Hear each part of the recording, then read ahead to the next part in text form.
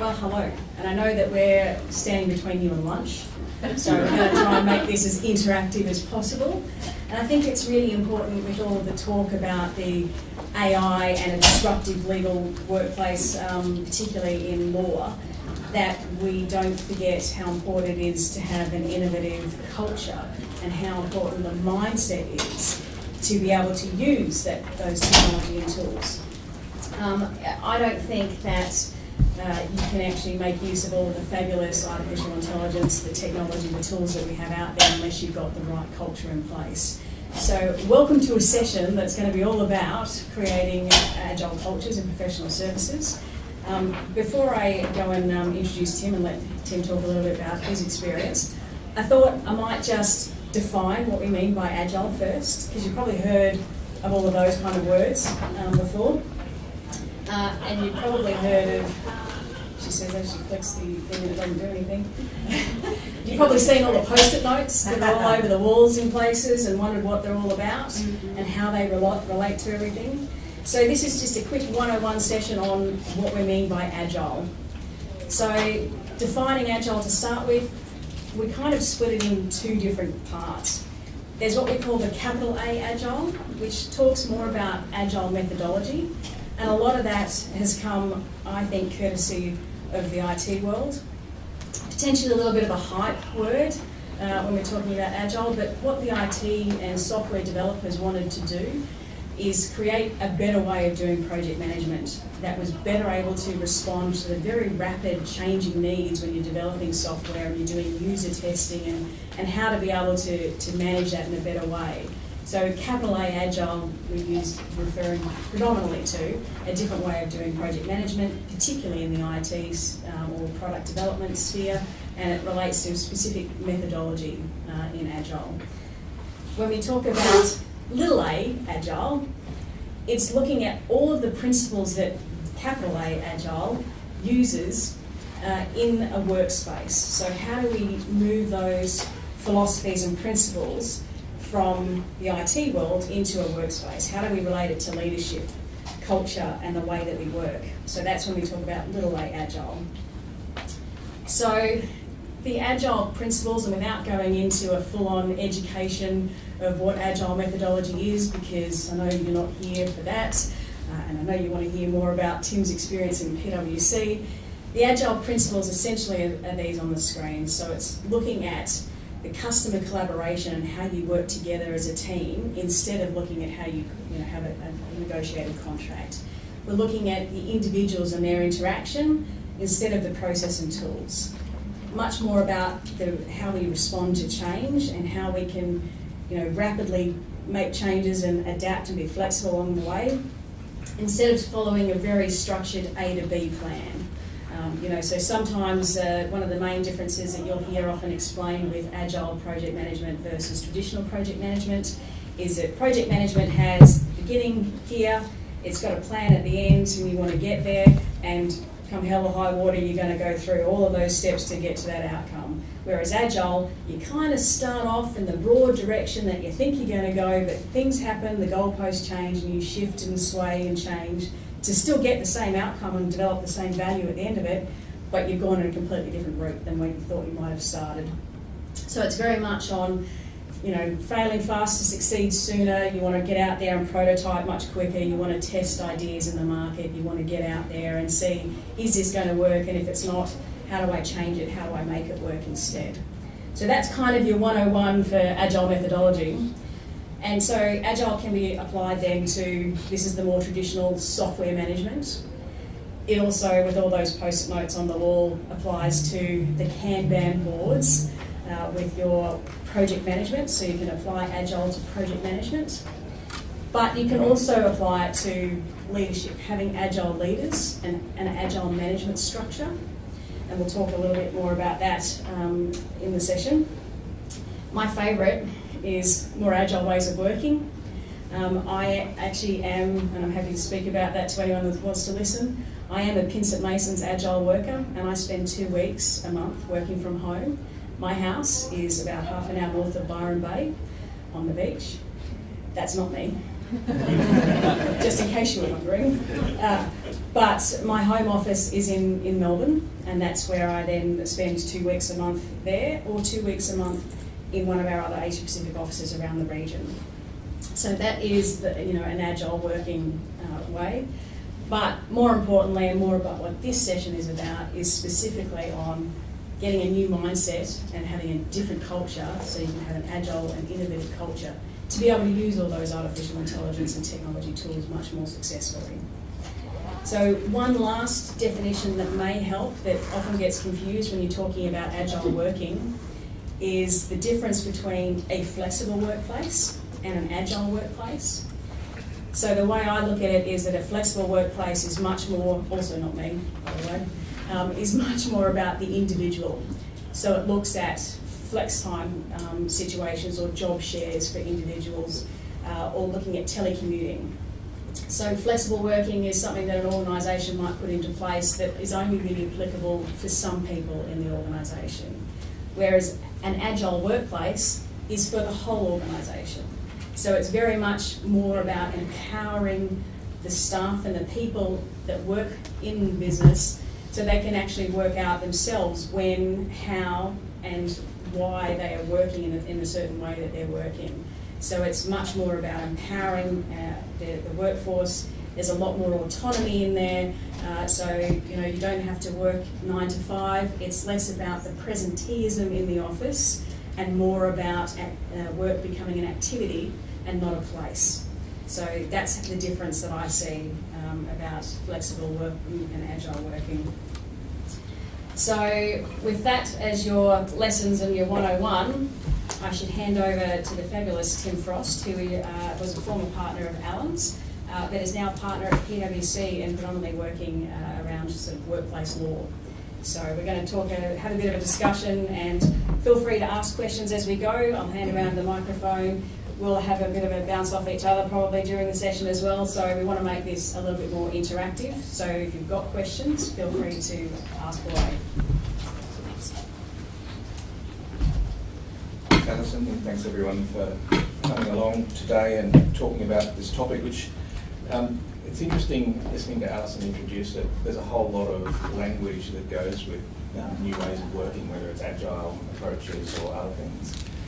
And it occurred to me just how familiar I've become with that new language as a result of hanging around in PwC for a few years and participating in the processes, both the internal processes of how the organisation is structured and changing, and also some of the work that I do with others at PwC around workplace transformation. And I think it's very easy for discussions in this area to get caught up on special words like agile or nimble, which mean potentially different things to different people, and for that language to get in the way of an understanding of what the underlying phenomenon or dynamics might be.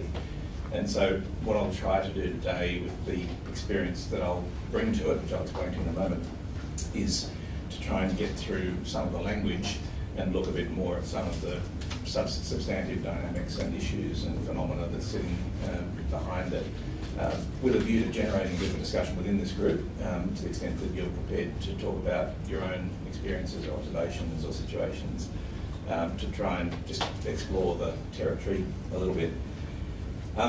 So my background is as a lawyer. I studied at UNSW. I worked for a trade union for 7 years at the beginning of my career, partly when I was at uni and partly after I finished uni. As a blue-collar university, blue-collar union, where there was a lot of workplace change in the stuff that we were doing because it was in the steel industry, and the steel industry was getting kicked from pillar to post. As though I remember the time that I was in the union, I think the number of people in the steelworks at Newcastle shrank from 22,000 to 7,000. So that was in a 7-year period, and so on, and then ultimately the steelworks closed and other things happened. So that was a period of workplace change. Then I went to Allen's, fine firm. I was there for about 20 years, and that's probably, although it's not, I think, the most extreme example of traditional law, I think it's certainly up that end of the spectrum. And then in 2014, an opportunity arose for me to move from Allens to PwC, which is down the other end of the spectrum so far as traditional law versus new law is concerned. So I guess I've had that experience.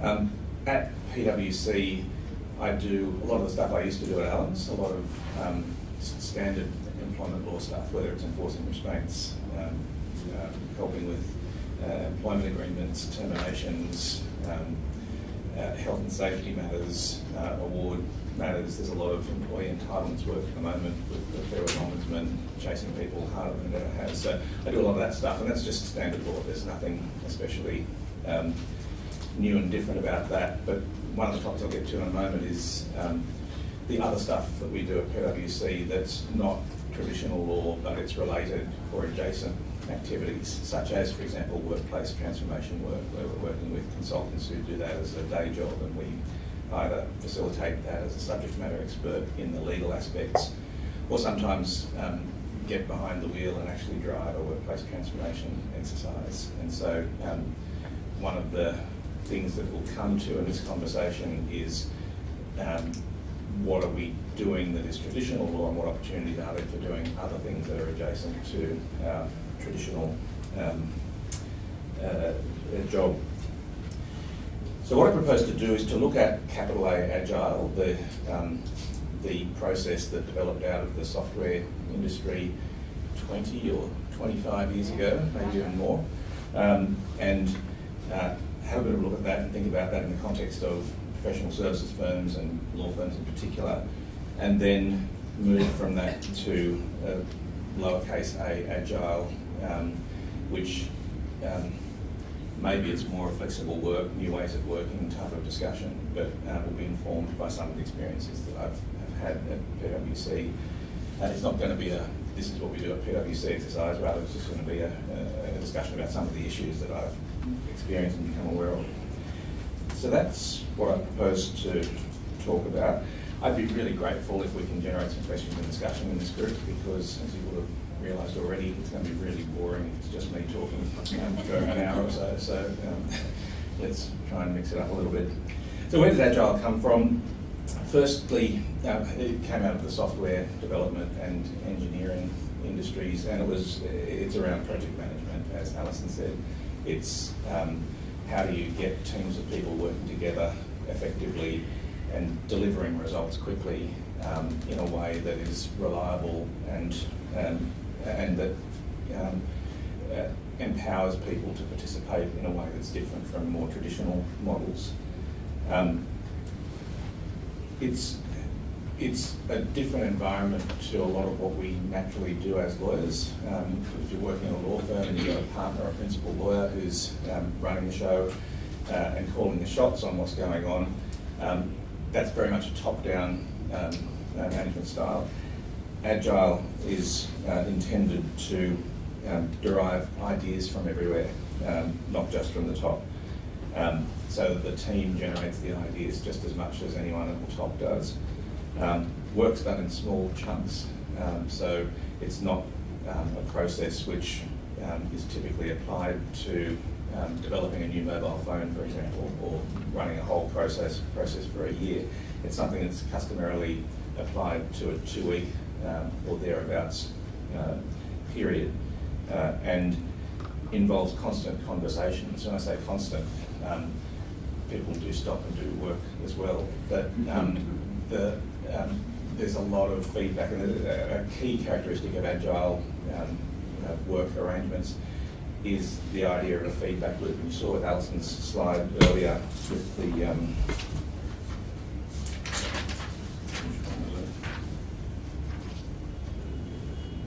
yes, that one.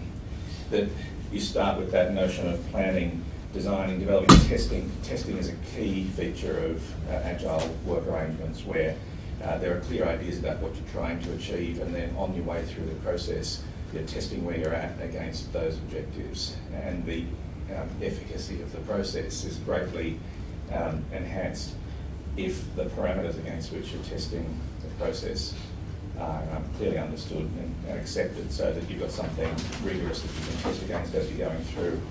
And then you having tested, and you might do that a few times during the course of the process to assess where you're at and then go back, revise, because one of the features of agile working is to develop a prototype and then develop that prototype, refine it, improve it, enhance it, and that's done through that testing mechanism, responding to change. It's a process which involves lots of conversations between people, where people have to be empowered to say, not working. That's not what we were aiming for. That's falling short. So again, a bit different from many traditional law firm models, where the concept of saying to whoever it is that's sitting at the top of the tree that that's wrong and that's the wrong approach might not be the natural thing to do. It's a very, I guess, democratic process in the sense that everybody who's involved in it has an opportunity to participate. One of the key features of it is that you don't just stick to the plan that was set back at the beginning of the process and keep driving towards that. If it becomes apparent that there's a better way, that the plan was wrong, that it could be done some other way that will deliver a better or additional result, that's part of the process. It's to expand it, it's to sort of blow it up and rebuild it rather than just to stick to the plan. Now, having heard that, my inexpert description of agile working arrangements, what's the relevance of that to law firms? Because it sounds like it's a long way away from what most of us, I think, would do in the course of our day-to-day existence. In preparing for this presentation, I actually looked at one of the apps that I'm supposed to look at for work to help all of us develop digital capability. It's called digital something, and it's kind of constant training exercise, a bunch of 2-minute, 8-minute podcasts, TED Talks, little passages to read, etc.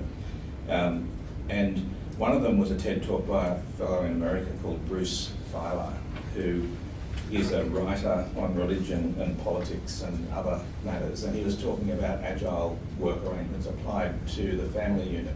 And he told a story of a software engineer somewhere in Idaho or somewhere, who was struggling to balance his work commitments and life at home, the chaos of the mornings when the lunches are being prepared, and the kids are getting off to school and everything is out of control. And the father brought home to the family some of the principles of the agile working arrangements that have been adopted at work, including, and it sounds terribly awkward and artificial, but let me tell the story, including having a weekly meeting, one of those, you know, the American sitcoms talk about the family conference, one of those every Sunday evening, where the conversation was what worked well last week, what didn't, what can we work on to improve 2 children, family, mum, dad and 2 kids. A board in the kitchen with the jobs that needed to be done, accountability for people as to you've got to do this, that's your responsibility, and the way that helped to improve the way that the family dynamic operated. And the TED Talk finished with a description of the mum one morning just sitting back in a recliner having a cup of coffee as the children sort of darted around the kitchen preparing their lunch and putting their school uniforms on and otherwise getting ready for work. And it's that. It's called empowerment, I think. Yeah. I tried it. And that's right. So it's the autonomy to do stuff under your own control, but also the accountability for doing it, so that it's your job to do that sort of stuff. Now that's not something that I'm likely to adopt at my place anytime soon, but it's a link into how can we apply this thinking to law firms, because it is about project management, and a lot of the stuff that we do, or at least some of the stuff we do some of the time, involves bringing teams of people together to do discrete tasks over a period of time and trying to energise people, get people buying into the process and contributing as effectively as possible. So in that sense, I think the Agile methodology has something to offer.